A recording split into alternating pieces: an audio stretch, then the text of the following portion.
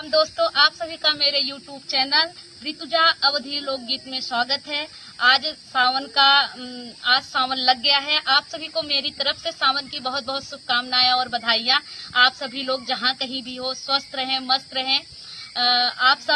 मैं आप सभी के सामने पचरा गीत इस सावन लगने की खुशी में प्रस्तुत कर रही हूँ। यदि मेरा पचरा गीत आप सभी को पसंद आए तो आप सभी मेरे चैनल को लाइक करिए, सब्सक्राइब करिए, शेयर करिए। धन्यवाद।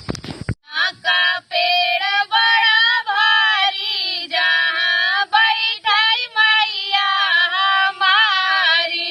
निमिया का पेड़ बड़ा भारी, जहाँ बैठाई मैया हमारी।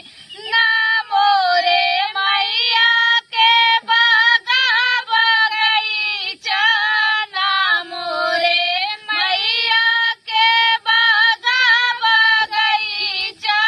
फुलवा चढ़ावई दुनिया सारी, जहाँ बैठई मैया हमारी।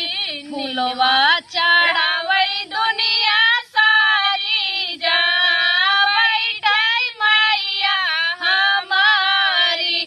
निमिया का पेड़ बड़ा भारी, जहाँ बैठई मैया हमारी।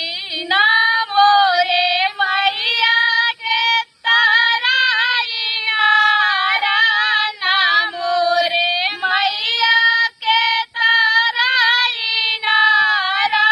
जलवा